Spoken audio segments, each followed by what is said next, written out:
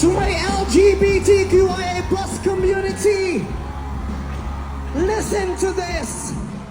We are a community of normal, valid, able, capable, and beautiful human beings.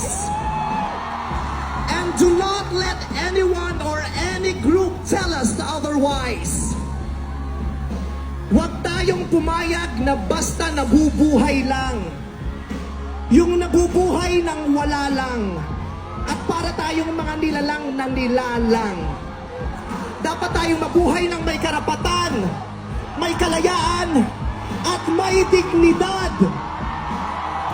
Karapatan, kalayaan, at dignidad na maging ating tunay na sarili. Ang ating totoong sarili at pagkatao ay parang West Philippine Sea. Di nila pwedeng angkinin at baguhin.